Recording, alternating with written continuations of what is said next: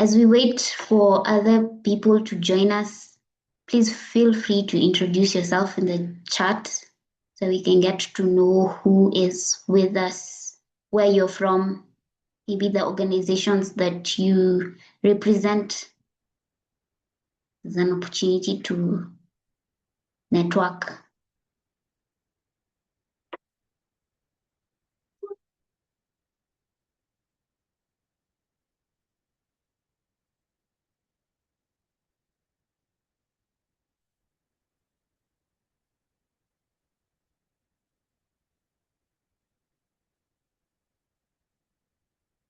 Thank you for everyone who is joining.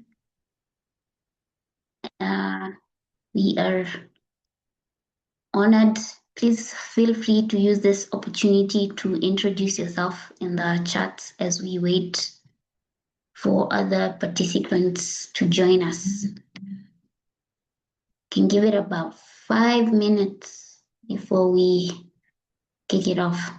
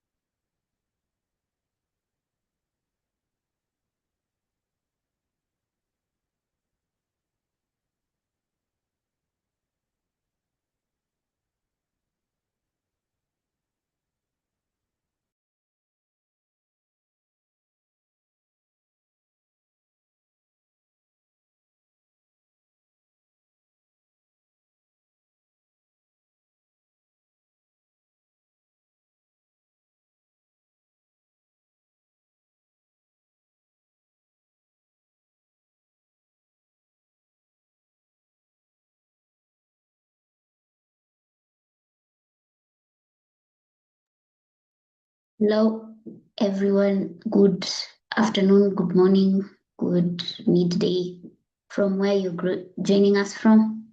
We are using this opportunity to introduce ourselves on the chat. You will start in 3 minutes.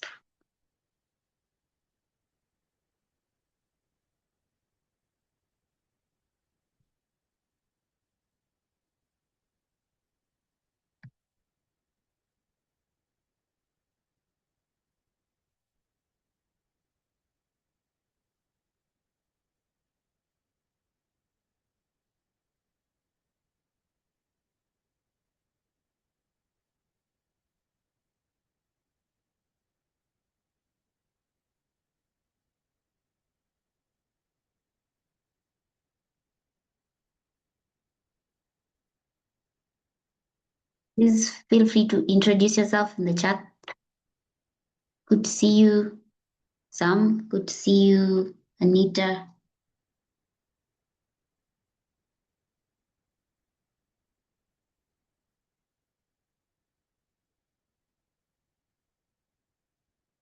Welcome, friends from Ghana.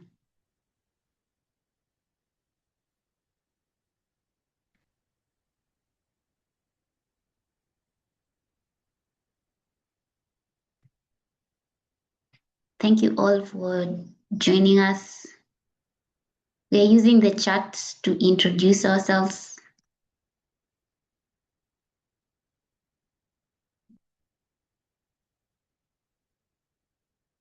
Tell us who you are and where you're from. Maybe the organizations that you represent.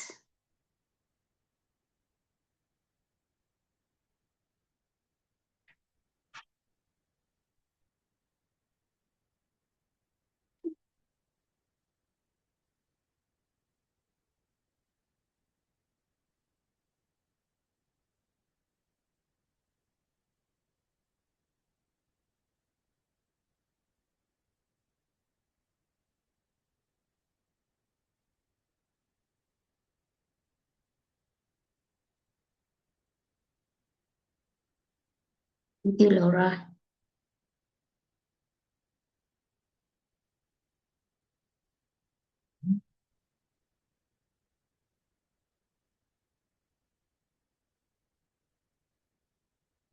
Thank you, Tandile. So I think we won't keep everyone waiting now. As everyone else joins, I can we can kick this off. So my name is Mercy John. I am a climate finance project officer at PowerShift Africa in Nairobi. I'm I am doing the hosting today on behalf of WEP, where Women Environment Programs, Sankofa Earth Foundation, PowerShift Africa, and the support of the Africa Finance Watch, which is a coalition that is bringing CSOs together on the climate finance matters in the continent. We've been doing a webinar series that is three-part, and today we are doing our second one. The first one we did last week.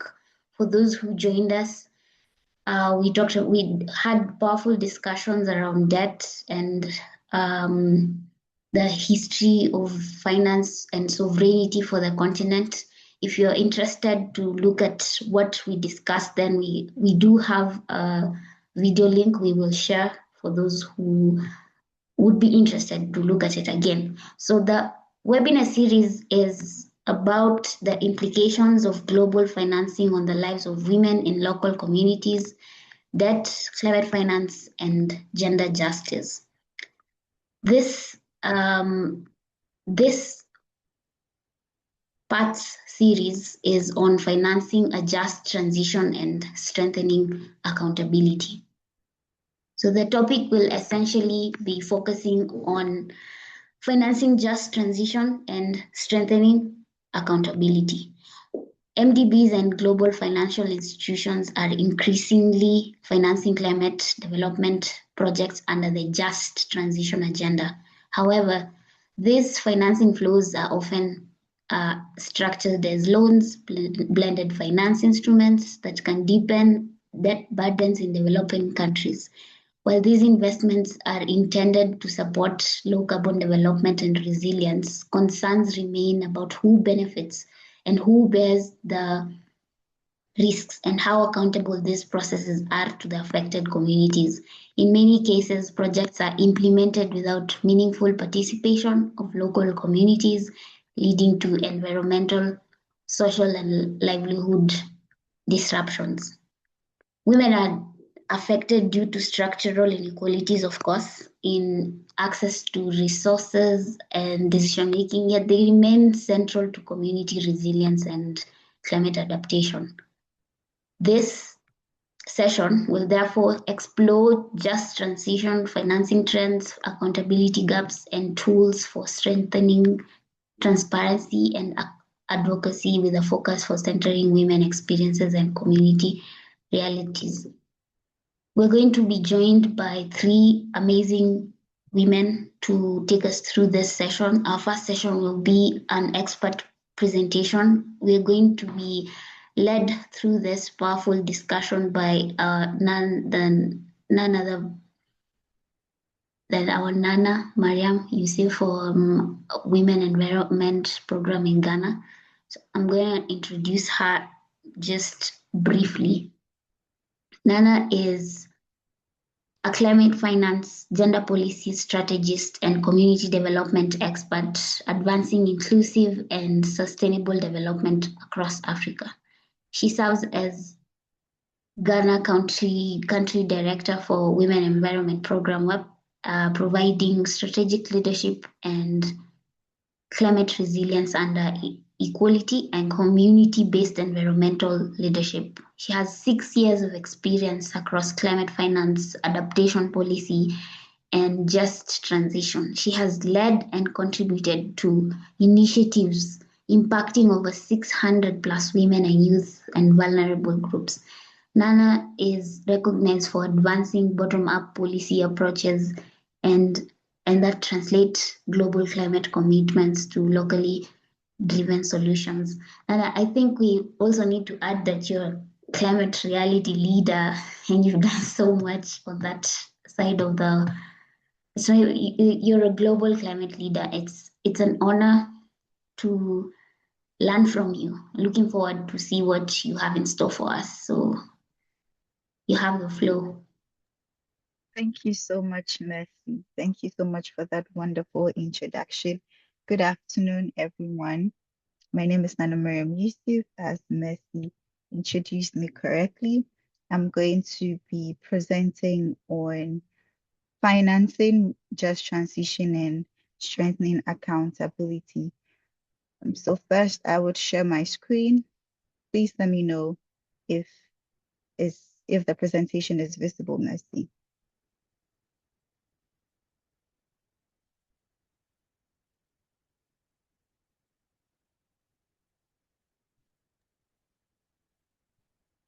Yeah, we can see it.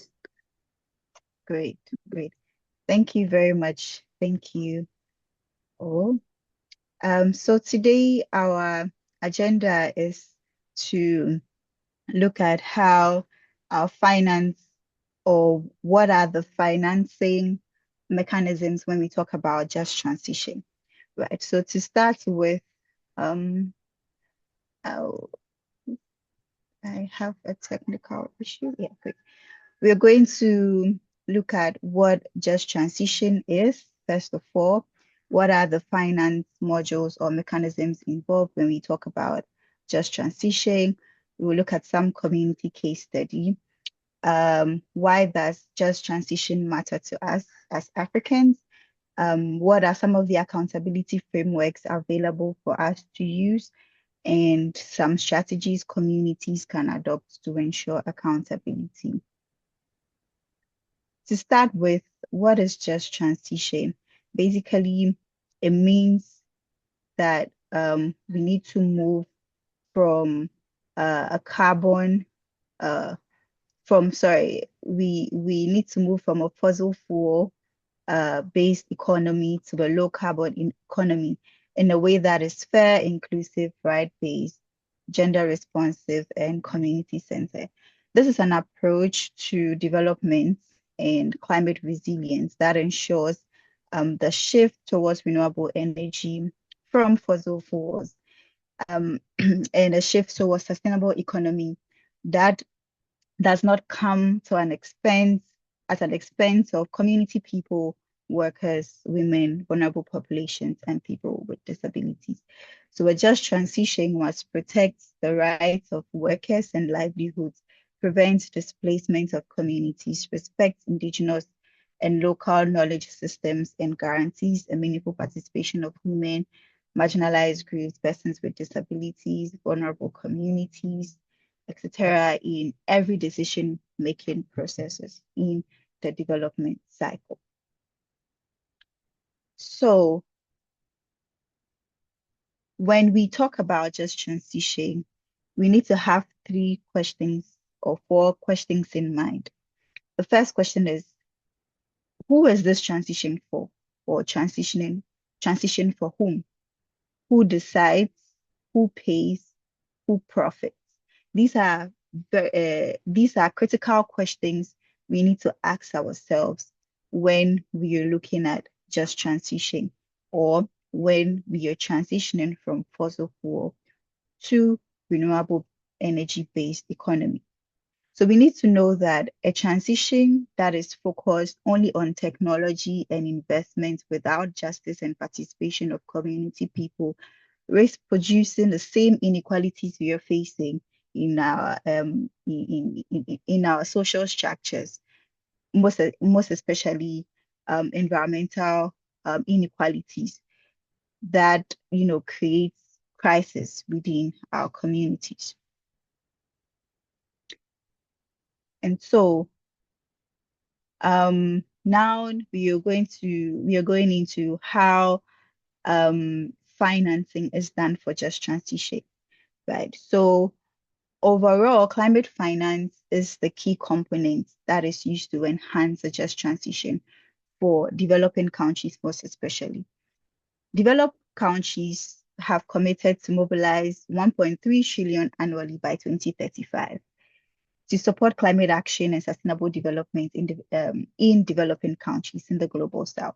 So this agreement or commitment was at COP30 in Belém, right? So it started off from uh 100 uh is it $100 billion some years ago, and after several years in advocacy and demands of developing countries, in the last COP it was agreed that developed countries will commit 1.3 trillion annually by 2035. However, although this is a commitment, right, this is a policy work, right? Most of these commitments or funds that we receive from developed nations are, delivered to developing countries through loans instead of grants. We all know that Africa contributes little percentage to the global climate crisis, and we face adverse impacts. And so, to curb these, um, polluters must pay, right? And so, in the process of paying, the polluters, which mainly are developed nations, have made a commitment to pay up, right, to fix damages in countries with high vulnerabilities, which are the developing nations or the global south. And instead of them to give these funds as grants, they give it to us as loans. Why is that? So we will get to know in subsequent sessions. Now, there is a common narrative which goes around for several years that says that Africa, we lack financial resources to fund our own transition. And so that is why our our leaders or our governments always go to developed nations through bilaterals or go to MDBs like the World Bank and the African Development Bank to borrow. And this is kind of like a constant process. They always go in for more money, right? Meanwhile, the country would always struggle to service the debts. But in any case, because the money is a need or the funds are needed, very much needed to fix damages, it is still being collected as loans. So as a result of this, many climate and development projects supported by MDBs are financed through debt-based models for large-scale projects such as power plants, renewable energy infrastructure. So yeah, most of these projects that are being financed are not on the smaller scale.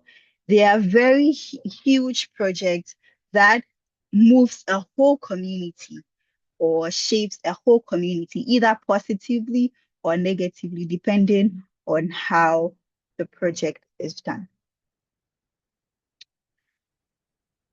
So the implications of debt systems, right, of loans leads to public debt burdens and cause rising debt distress, reduce spending on public services such as health and education, while communities continue to face energy poverty, displacement, loss of livelihoods, and excluded from decision-making processes.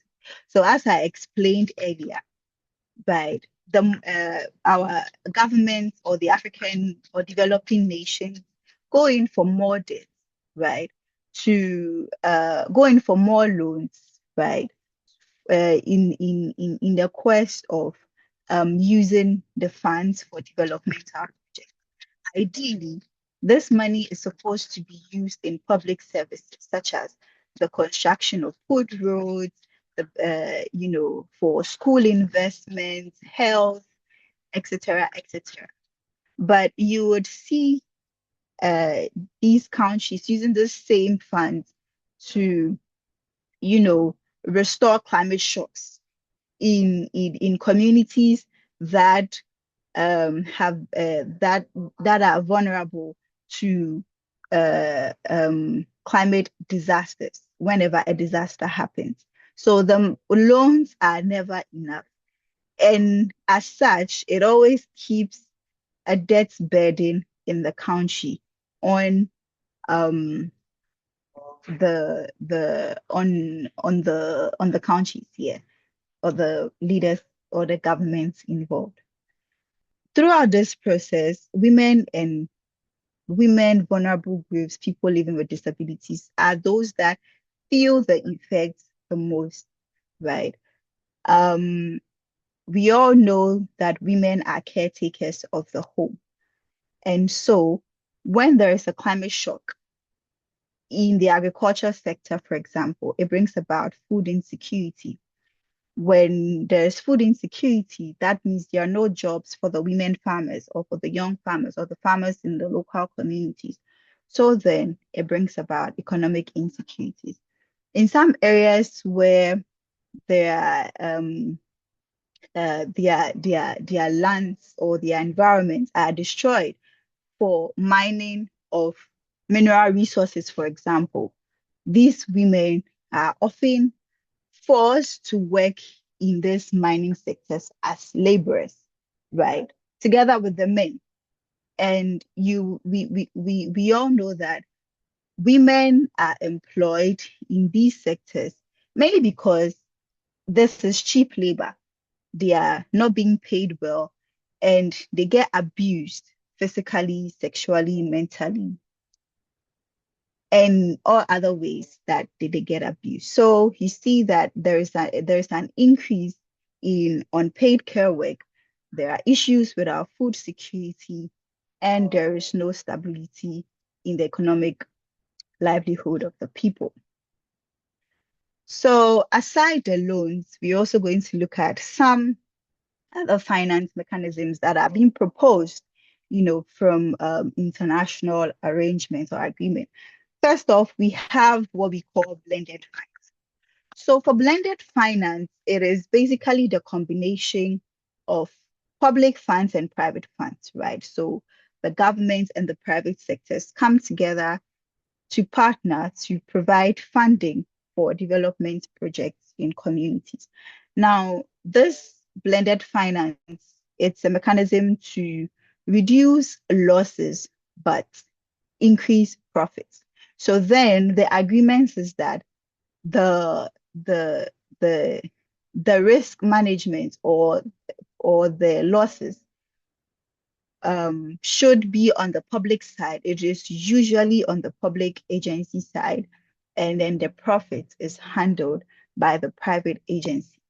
So this kind of financing is promoted as a way to mobilize more climate finance resources. However, communities often or are still, suffering the consequences of such, due to how unguided sometimes the process is, right? So when these projects fail in communities, they become more vulnerable as to how, even more than how they were um, vulnerable before, right? So still there is a problem. Then we have the new the one of the recent finance mechanisms they call debt for climate swaps. So this is an agreement between a country and um, between two countries, right? So the country that gives the loan and then the country that receives the loan. So if you owe or if you have debt, then this agreement is presented to you as a relief to exchange for in exchange for commitments to climate or conservation projects. So most of the time, these projects are related to land restoration, forest restoration, etc. However, how is the process structured? What are the time frames? Are you able to measure the quantity of of emissions that a land could restore, or a forest to restore, to the amount of money you owe? And also, for how long are you going to continue this process? Even if, so if, for example, you need 5 years to swap your debt in order to, finish paying what you owe, does that mean that after 5 years is going the agreement ends, or it is still ongoing? Now, these are some of the questions that are not fully answered in these agreements. And so it still leaves this developing country um in a situation where they cannot come out, and they still continue to pay for loans, um, you know, with their conservation projects, which never ends. So it's an ongoing process. And so that means you never finish paying your debt. But we are yet to see if this debt for climate swaps process is really guided, because it is still being in develop, or it is still being discussed and developed, but it is not a sustainable way of finance. Now we also have climate fund streams like the CIF, the GEF, and the GCF. So these are global finance streams that are designed to support adaptation, mitigation, resilience building efforts in developing countries that are facing impacts of climate change. But the issue here is that access to these funds are often technical, highly technical. It requires lots of capacity, right? And as a small organization or as a grassroots organization, you will need to have this capacity to be able to fully apply for these funds, to be able to do something for your community. And that is the problem. So because you do not have the capacity, you are unable to access these funds, which is also a big issue for CSOs, women groups, CBOs, youth organizations that are also working to curb the challenges of climate change in our community. Now, let us look at some case studies, you know, from what we've heard about just transition, its finance mechanisms. And so, in reality, what has happened? So, first of all, we have this community experience um, of the Bui Dam resettlement in Ghana. So, Widam, was a project that in Ghana that needed to, relocate community people that were living around the dam construction area.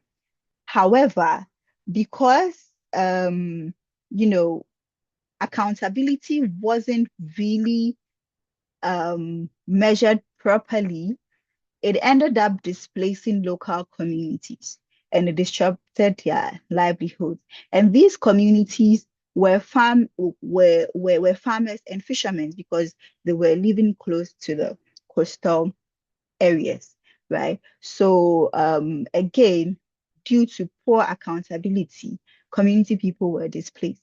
Now, there is also another case study in the Sahel region where a group of women led the development of renewable energy initiatives in countries like Senegal, Mali, and Niger. So this was a project to support women to to develop their capacity around green entrepreneurship, and also develop their capacity as leaders in the community.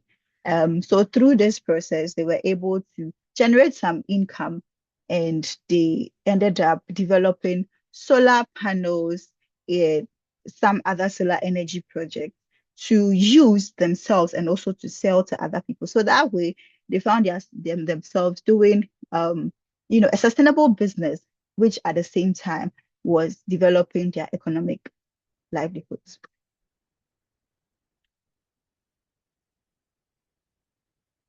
Now, why does all of these matter to us as Africans, right?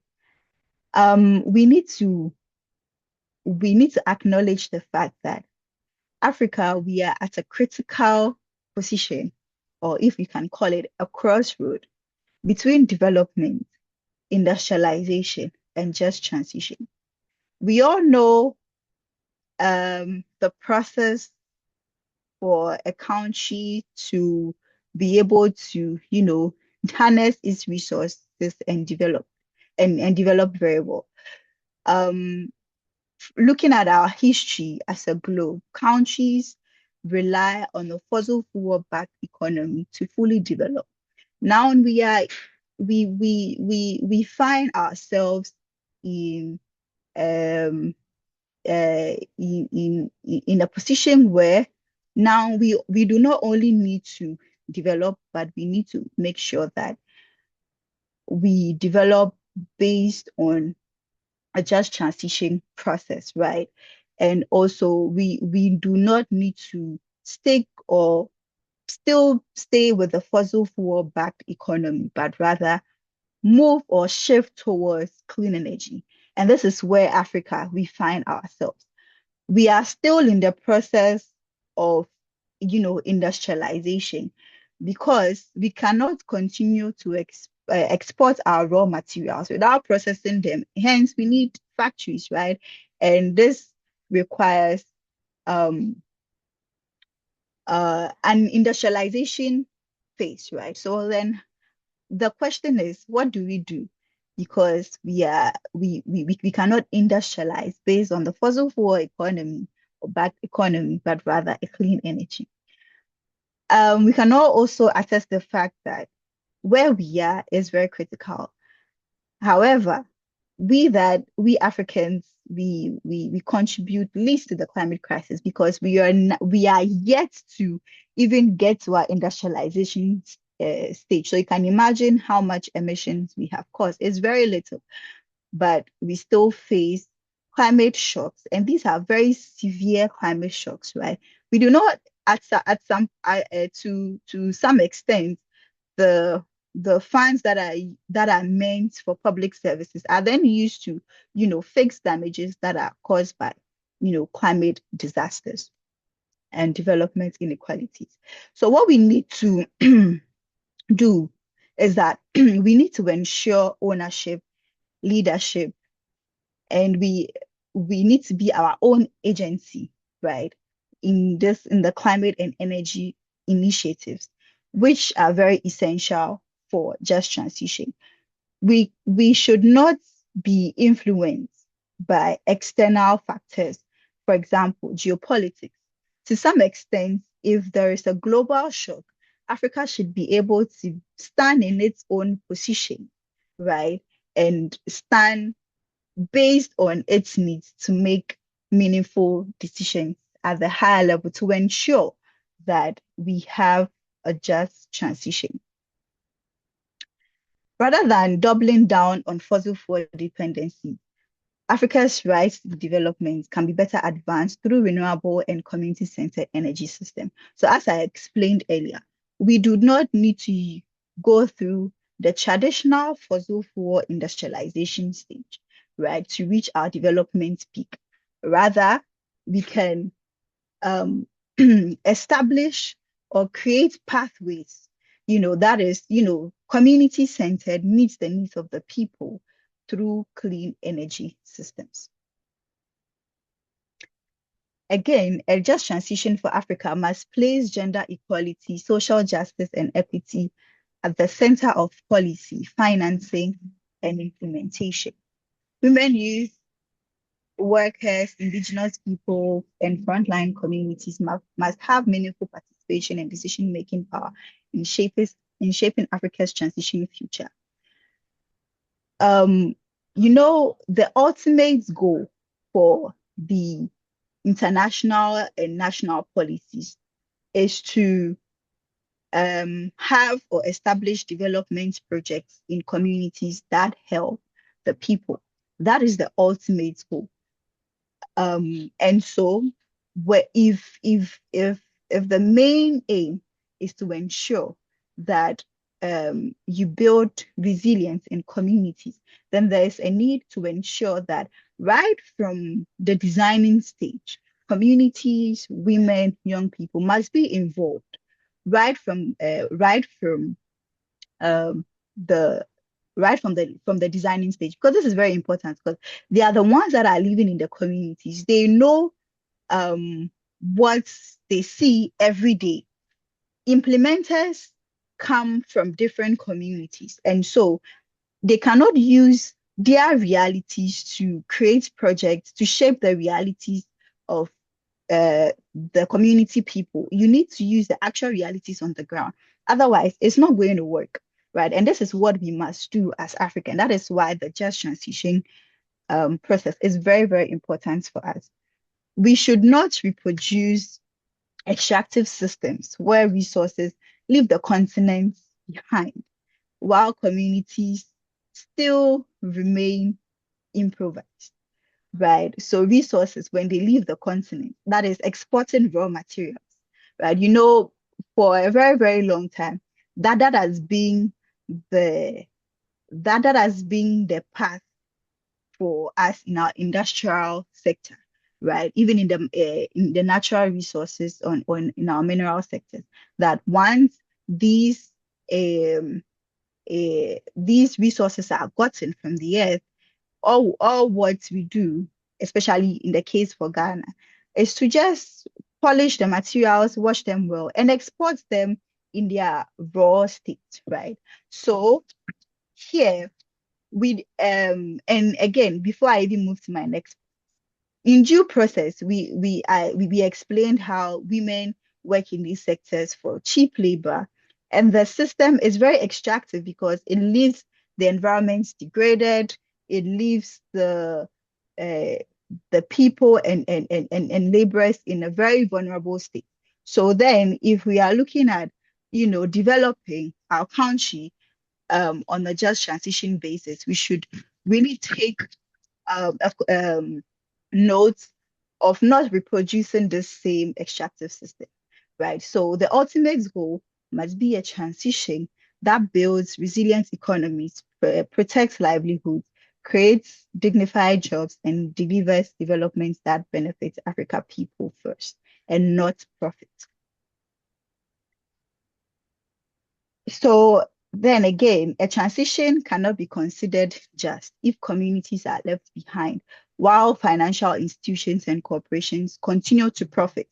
So what is needed is a financing approach that prioritizes grants over loans, reduces debt burdens, places community at the center, supports locally led solutions, strengthens accountability and participation, protects livelihood and human rights, and prioritizes justice over profits. Now let's look at some of the accountability frameworks we have in this space or in the process of just transition. We have community at the center, and we have some 6 frameworks we could use to ensure accountability, to ensure that justice is included in the development phase. So we have the project level grievance mechanism. So these are channels established within projects where there are so many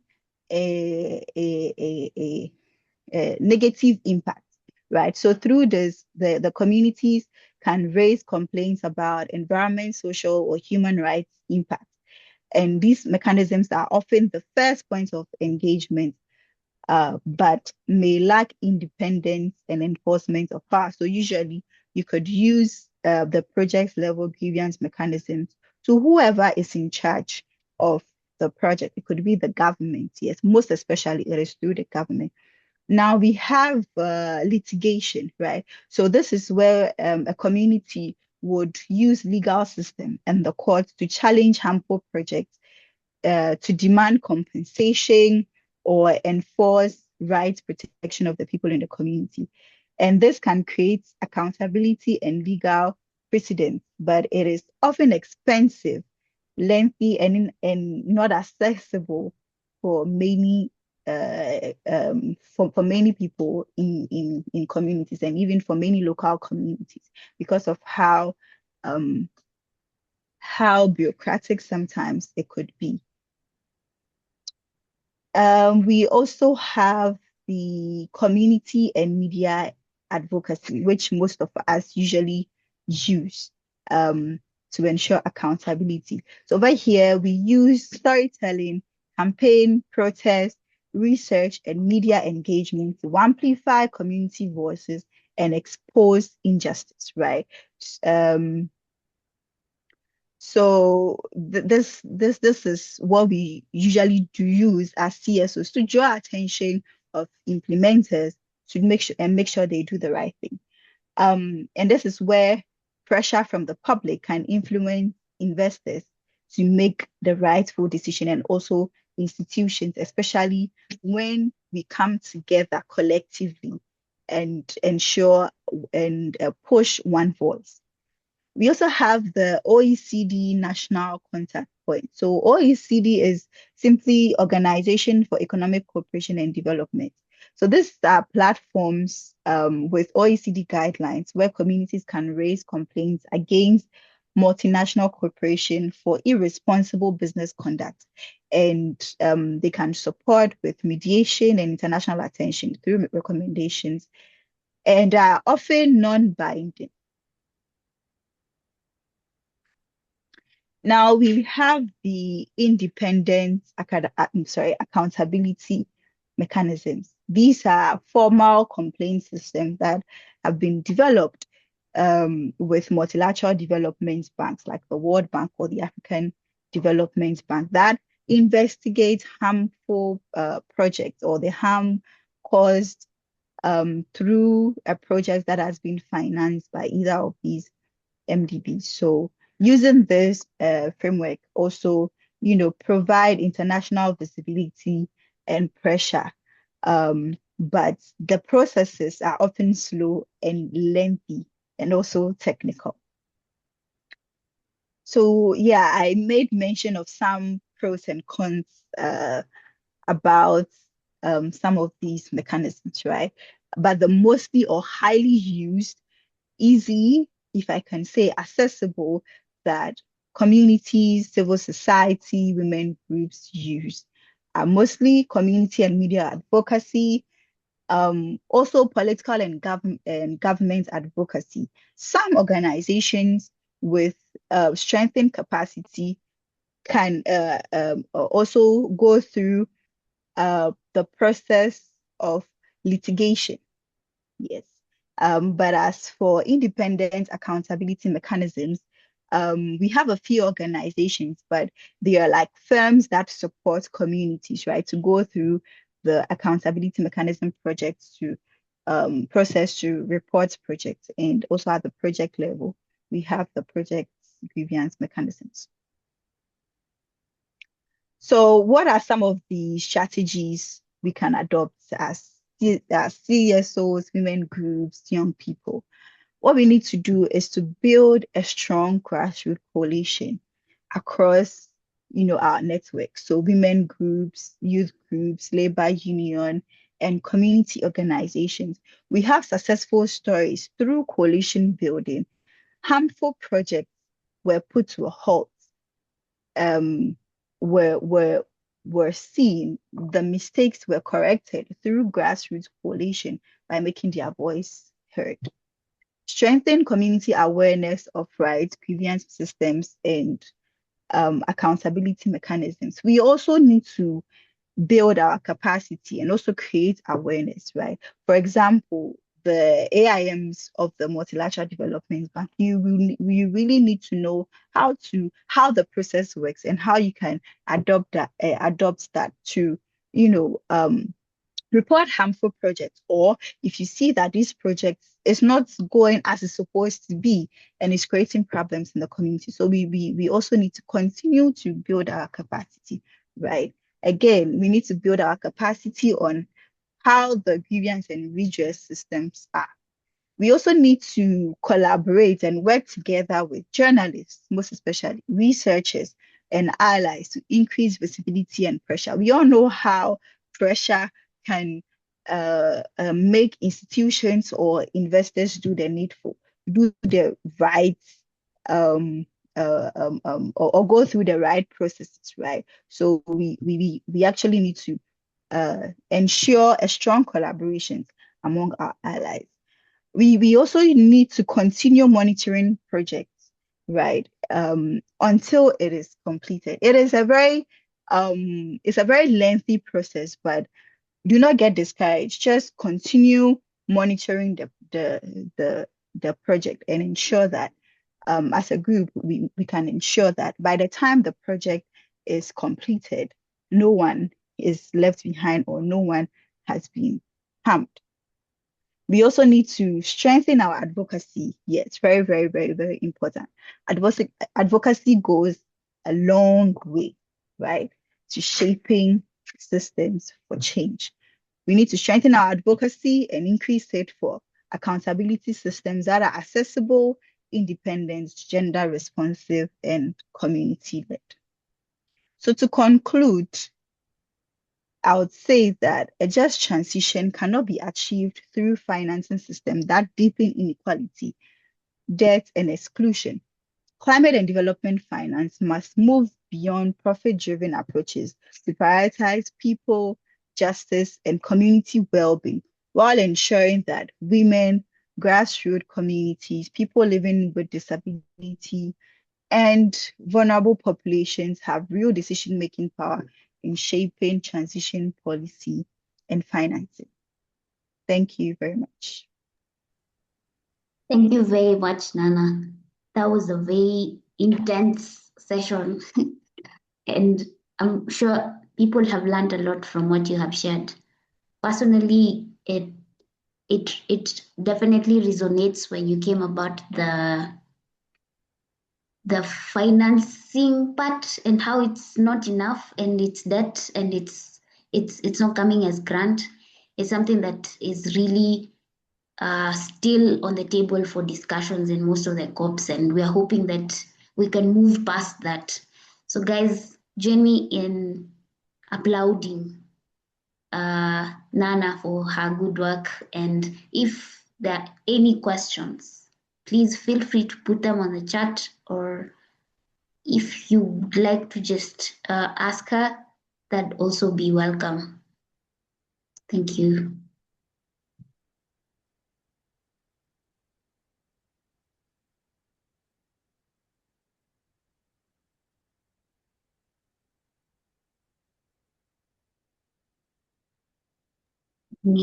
Any questions?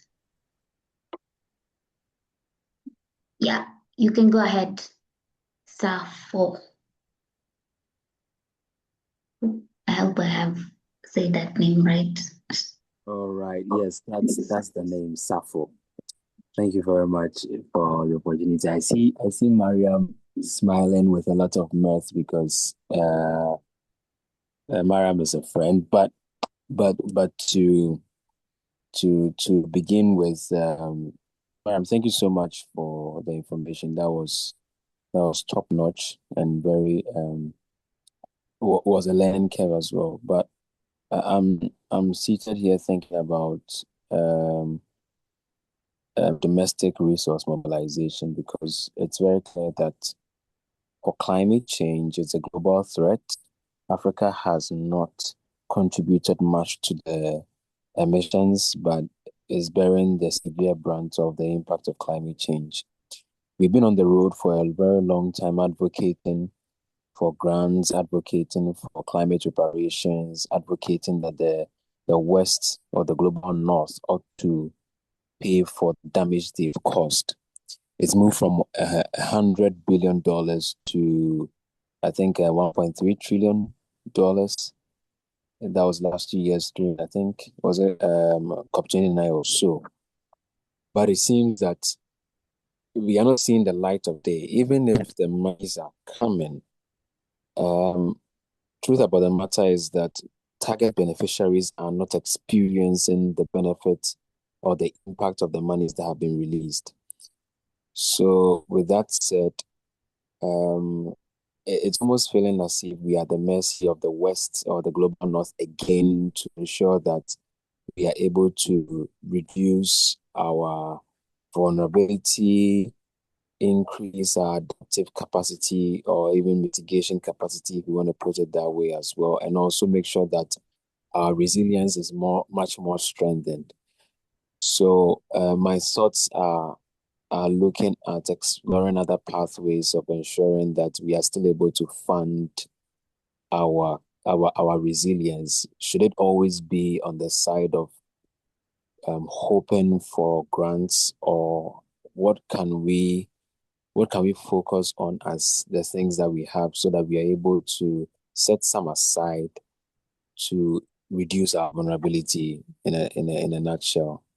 So I don't know whether it's a question or it's a comment, but I think there are things that are going through my mind, my thoughts, my musings, my meditation. So I just want to put it out there to get more information on it as we talk about it. Thank you very much. Thank you very much, Safo. I think it was a comment and question in a full package. Yes, it is true that domestic resource is a stream, or is one of the main internal ways of mobilizing funds in to be used for development projects at the country level. So you made mention of developing countries always going for loans, right? Yes. Now you see the debt trends have been in existence from the time African countries gained independence, even before independence in the colonial era, right? Now the debt system has been structured by these lenders in a way that keeps African countries in a very big trap, that it is very difficult to come out of this trap, because the question is, when do you finish paying your debts? And then how do you even pay your debts? Okay, so you see, for example, when money is taken from these countries through bilaterals, I wouldn't want to talk about the MDBs. Let's leave even those ones aside. Let's take the bilateral financial agreements used for project, right? Now, the internal funds that are collected, from the people through the tax regimes and the others, are then used to service these debts. So instead of us to use our own internal funds to develop on our own pace with our own means, we use this money or we use these funds to pay up, and it never gets to it is very difficult, for countries to be able to finish paying in a very short period of time, because these loans also come with conditionalities that are not realistic in the African setting. You understand? So that is where the problem is. So you see that developing countries are always in this bubble of loans. It's just recent that Ghana was able to pay a huge percentage of what they owe, you know. And for the case of countries like Zambia, they are highly indebted. And some countries then to be able to relieve themselves of this debt would also go in for debt for climate swaps. That is also not sustainable. You see, so the issue here is the system that is being put in place, right? Yes, we can use our internal funds, internal resources to develop, but what we are supposed to use is what we are using to service our debt. So we are left with nothing. Then you see that the pressure comes down to us, the people. You see inflation, you see high increase of food, health becomes a problem, that you go to hospitals and meet people sleeping on the floor because there are no infrastructure for them to use. So the question is, where is the money going to? It's going into, service the debt. And that is what we are saying and calling out for, that the systems need to be put in place that, favors the that favors the borrower, right? Of course, those that are giving the money or the lenders are looking at making profit, right? But we should also advocate to ensure that monies that are coming again to fix climate damages and not for public service. So in fixing the climate damages, the funds should come as grants instead of loans.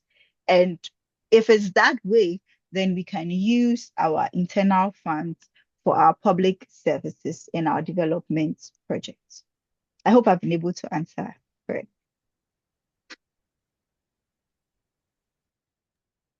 Yeah, he has acknowledged. Thank you so much, Nana. Guys, we have a two-part session. So we had a first session with an expert, which Nana has taken us through. We have a second part where we'll have a panel and we will engage them. Maybe if you still have more questions for Nana, you can continue putting them on the chat. And then later we can have more interventions for questions. So without further ado, I'd like to introduce our panelists for the second session. I can see Tandile is already on board.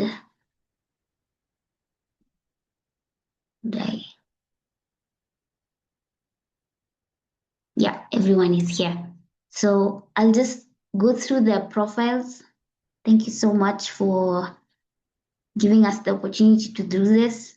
So I'll start with Tandile. Tandile Zonke is a South African climate and energy justice advocate, researcher, and campaign strategist working at the intersection of energy transition, public health, and social justice in Africa. Her work combines policy engagement, digital storytelling, and grassroots mobilization to advance equitable and community-centered energy solutions across the continent. She is currently serving as an energy campaigner at PowerShift Africa, where she leads the WhatsApp Africa campaign, a Pan-African initiative focused on advancing community-driven renewable energy narratives and just transition advocacy. Tandile also serves as a commissioner for the Presidential Climate Commission in South Africa, where she contributes to youth and civil society perspective to national climate and transition processes. Welcome to this session, Tandile. And then on the side, there will be Kundai Ngwana. She's a climate change advocate from Zimbabwe, working on women and gender, just energy transition, and climate diplomacy. Under women and gender, she highly prioritizes children and persons with disabilities. She has worked in the mining industry and understands the various dynamics around just energy transition from businesses, communities, and workers' lens. She has recently completed a training on climate diplomacy and leadership conducted by the Africa Group of Negotiators. Welcome, and I'll just start jumping to the questions if you all are ready. I'll start with you, Tandile, as climate and energy justice advocate. Who do you think really benefits from current just transition and climate finance flows, and who is being left behind in practice? Thank you so much, Mercy, and thank you for the opportunity to join this panel. So in practice, currently, it's difficult to say that communities are benefiting from this process. What we're seeing is that disproportionately large corporations, international financiers, and project developers, as well as political elite, are seemingly benefiting from this process. We're seeing substantial flows into technical feasibility assessments, implementing agencies, as well as consultants. And this is particularly the case in South Africa's Just Energy Transition Partnership, where only 24% of that $8.5 billion that was committed to facilitating an energy transition was actually being directed towards the South African implementing entities. So what we saw is that while maybe German governments might have committed a particular portion of funds, there were also conditions that perhaps 2 billion of that would go to a certain implementing agency, and another 1.7 billion would go to another implementing agency, just like GIZ. Ultimately, what we've seen is that the US funding agencies carried out similar practices. So what you would see is that these funds are being directed through these implementing agencies, through international banks, and ultimately, these banks, as well as implementing agencies, appoint consultants to determine how this money is distributed, and also would withhold some portions of these finances for their overheads or consultation fees. And so what you find is that what's trickling down to the people and ultimately resulting in concrete transition projects on the ground is far more minuscule than what you would see as the a bigger portion that what has been attributed. Nana also spoke to the fact that a lot of these financing was in the form of loans as opposed to concessional loans or grants. And so we find that we are still having to in down the long run pay back substantial amounts of finances that we aren't necessarily receiving or not translating into concrete developments on the ground for us. Parts of the financing from the JET-P program also have been directed into policy reform. So as she mentioned, these concessional loans will come with a lot of um, a lot of a lot of stipulations, a lot of expectations in terms of governments, and a big one for them is policy reforms. They need to be able to see that decarbonization, that there have been policy measures that are implemented to drive decarbonization and various other factors, but this does not necessarily translate into the immediate impacts for people. So what we're seeing in the meantime is communities on the front line, both climate impacted and those that are affected by energy extraction, particularly women as well as informal workers, rural communities, indigenous people, and low income households. They're frequently being left behind. And people in these low income households are frequently being relegated in these discussions, not necessarily brought along throughout the discussions, and also don't have the foresight of just how much in terms of financing is being committed and is actually transferring to their communities. I think an example of this is in the community of Mpumalanga, where decommissioning of plants has occurred and it has not translated into immediate impacts for the people in terms of jobs and transitions and expanding their communities and their economic circumstances in the ways that it should.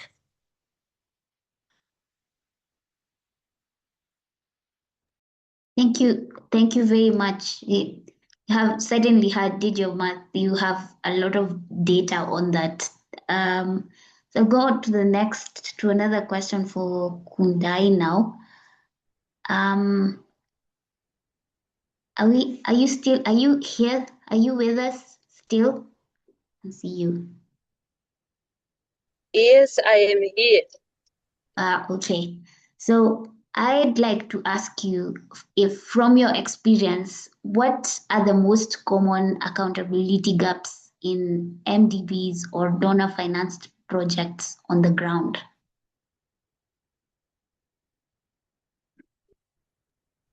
Okay, thank you. Thank you very much. Asante sana.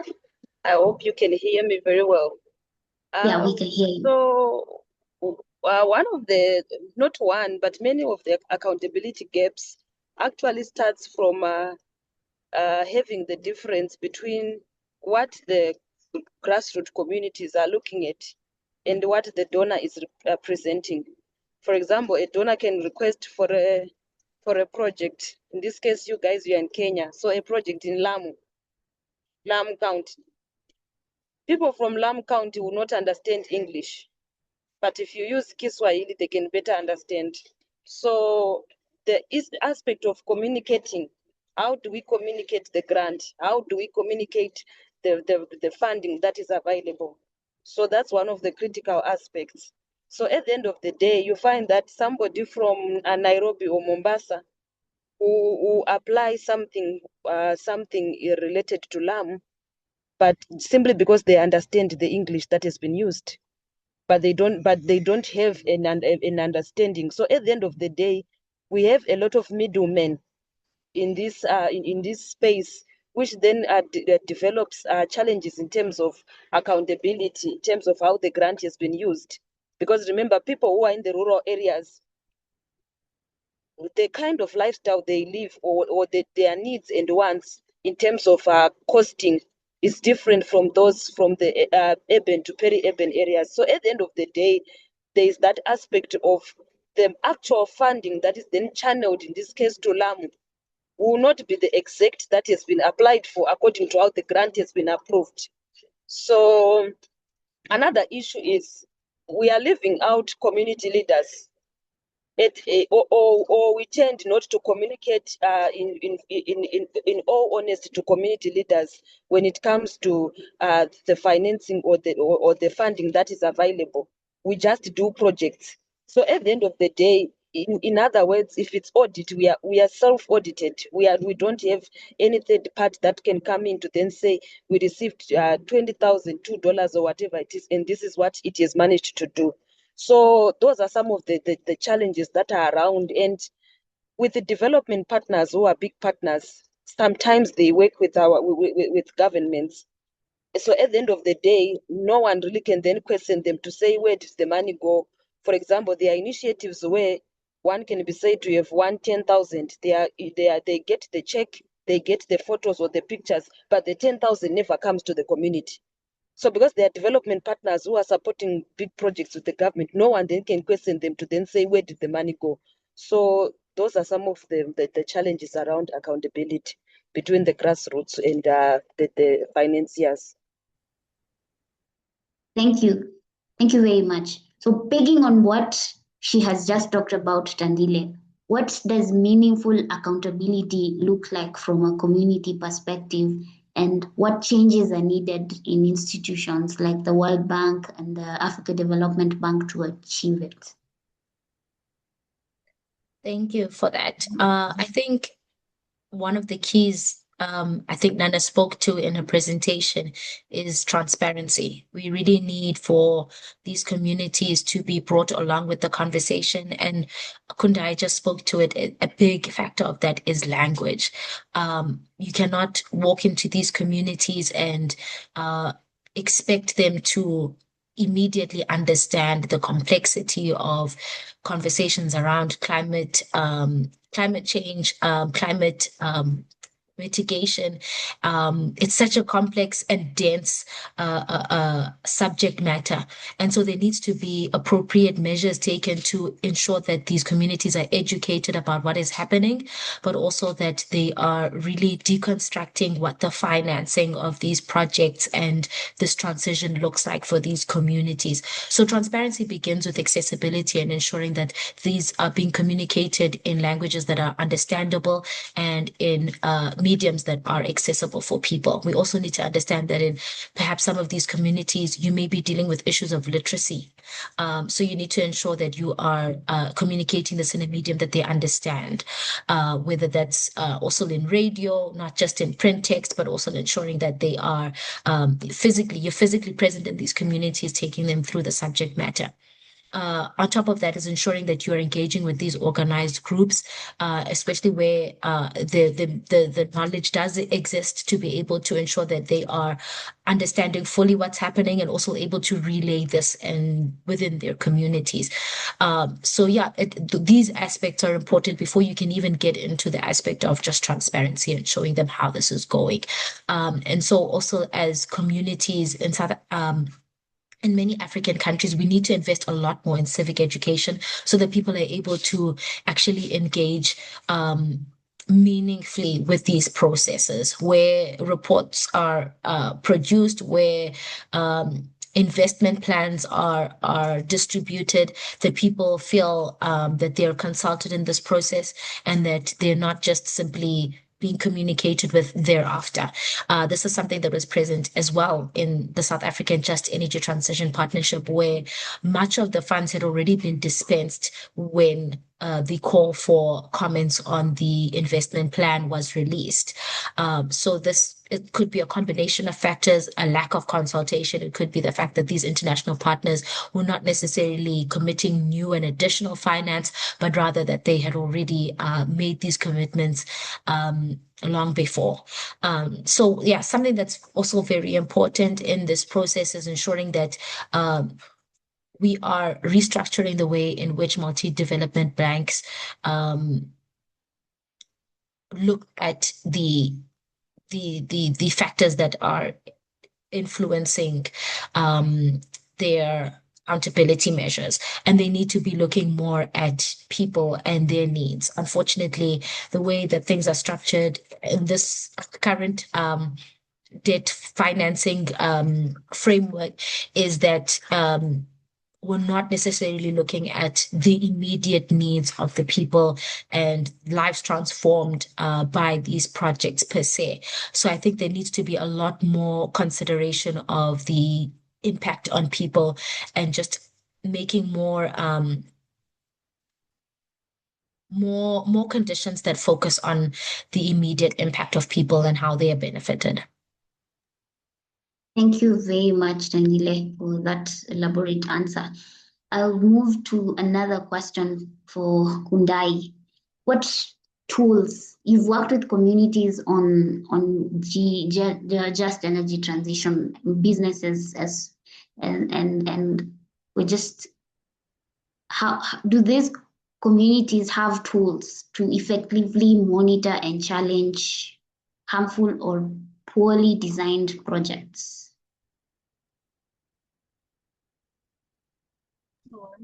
Okay, thank you very much. The thing is, it now depends with the nature of the project. So with some of the project, I'll give a case of Zimbabwe. We have the Environmental Management Act. So there are 16 prescribed projects. So these projects now, when they are supposed to happen in communities like dam construction and all that, they are supposed to have to go through what's called an environmental impact assessment.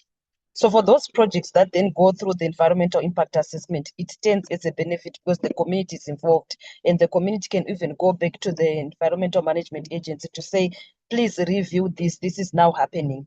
But now they are, but these are projects around private sector. Now there are projects around donor funding. These projects, this is where the challenge we are having. To say, for example, with the cook stoves project, cook stoves are everywhere. But you find that the donor comes, they put the cook stoves and they go. And then maybe the donor might come back and then say they are now removing the cook stoves. So there is no sustainability, which becomes a critical challenge for the communities. So today they have this project. Today they are given aid around food security, but then tomorrow they don't have food security. So there is need now to have sustainable projects. That is to be able to teach them how to fish, not to give them the fish only. So, for example, like in our country, we have village business units that are now trying to empower communities to be able to fend for themselves, feed themselves after being provided resources such as boreholes and all that. So that way now the community gets involved. But for the community to be involved, the community must see the benefit of them involved first before they get themselves involved. And when they don't see the benefits, we are from Africa. They can do Africa Juju on your project and things will not happen. That is now their conflict with the donor if their cultural rights are not respected. So yes, that's some of the things. I'm so sorry I have to leave. We have to get to another meeting. I was going there now. Thank you. So you're not going to answer one last one before you leave? No, I'm so sorry. It's okay. Well, we are grateful for your time all the same. Thank you very much. So All I guess right. we can tackle the last question with you, Tendile, still on the question on the topic of projects. So how are debt and financing structures shaping the way climate and energy projects are designed and implemented in local communities from your experience?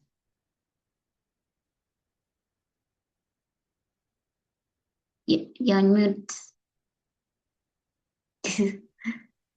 Sorry about that. I would say, from my experience, it's had quite an impact on how projects are structured. I think the is ambition from local government structures to actually develop and implement projects that are going to have immediate impacts for people and to redress the years of inequality that have been present in many of our communities across the continent. However, financing is a huge factor. And what we're seeing currently is that most of the international financing that is available is being steered to the same handful of countries. If South Africa, Nigeria, Kenya, there's a concentration of financing in those areas, while a lot of other countries are neglected in the transition, particularly because perhaps they're seen as having a lower footprint in terms of climate impact.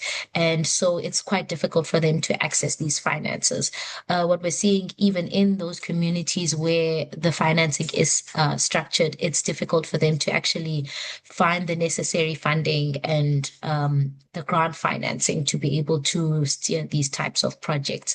So for the example of Alexandra, where a mini grid project has been started, they actually relied on some of the COVID financing that was in that fiscus for that year to develop that program.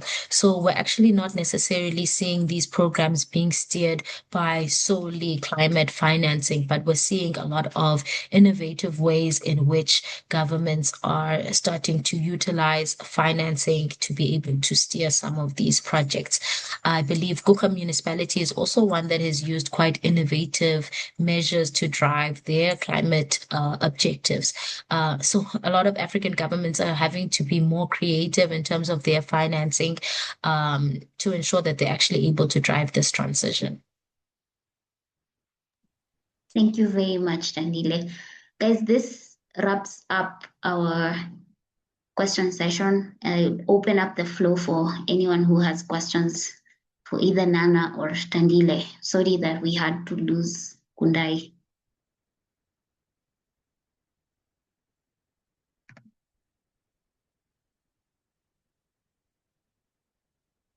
Can also post questions on the chat if you like.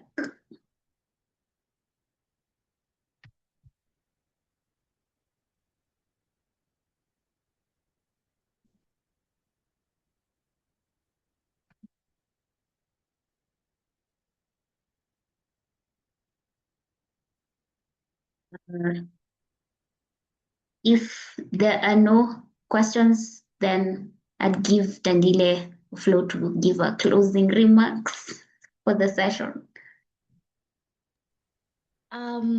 Yeah, perhaps I can also mention something, not necessarily a closing remark, but something that I probably should have mentioned a bit earlier is that we're also seeing in the communities like the Komati community where the power station was situated, that there is there are residents that were promised support in terms of social support in the aftermath of the closure of these power plants. And while the commitment was for 24 months, we're seeing that after 12 months, these payments have lapsed. And so it speaks to, I think, what Kundai was speaking about, the mechanisms that exist in terms of the grievances that people have with the process of these transitions, ensuring that we are actually opening up space for people to communicate what their experiences are in this just transition. I think the transition is underway, but we need to make sure that we are continuing to ensure that it is a just process.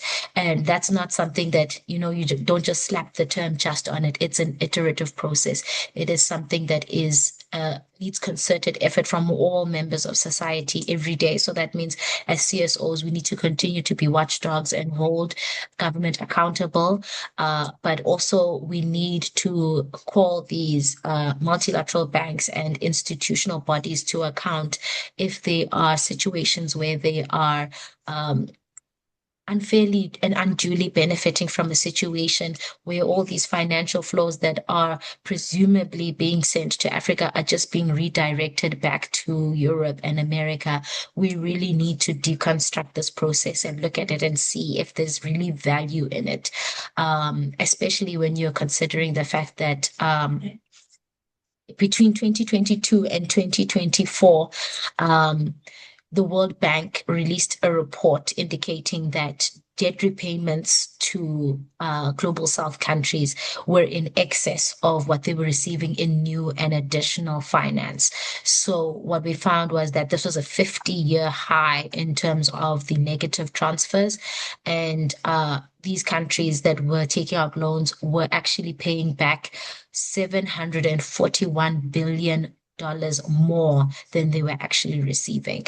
That's cumulatively. So it really says something about how our debt framework is currently structured, and we really need to organize as global South countries around this and really trying to address this inequality. Couldn't agree more. Yeah, so we can wrap this session up, and then I can also call out to Nana to give her final remarks as we get to a close. Thank you so much, Mercy. This has been a very, very insightful session, but what actually stood out for me was that we need to continue pushing. We need to have a collective voice wherever we are on the continent, because we've seen how successful our colleagues have been to being able to put a stop to harmful projects and calling for accountability, transparency, and inclusion at the local level. It may seem it may seem a bit tough, but it's our call to action to continue developing our capacity, to continue pushing, and to have a collective voice to ensure that we do not make our communities and even ourselves more vulnerable to climate shocks and geopolitics. Amazing. Thank you so much, Nana. I don't know if we should do your tradition for closing to take a selfie. Yes, let's take a group photo, please. Okay, would like to request you guys to have your cameras on so that we can take a group photo. And we hope that the discussions were timely and you all picked something from it all. They'll tell us when they're ready to do it. Okay. Isando, are you able to take a group photo for us?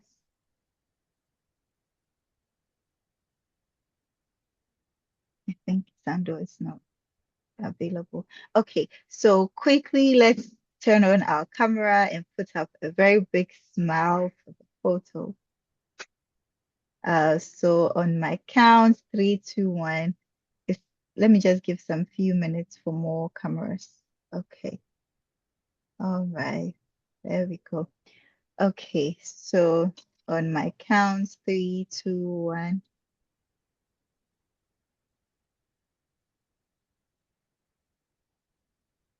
You have told us to say just transition. Oh, okay, we are going to say just transition in the next one. Okay. A quick one again. Quickly, let me take the last one. So 3, 2, 1. Just Cheers. transition. Transition. Okay. Thank you. Not yet. One more time. Okay.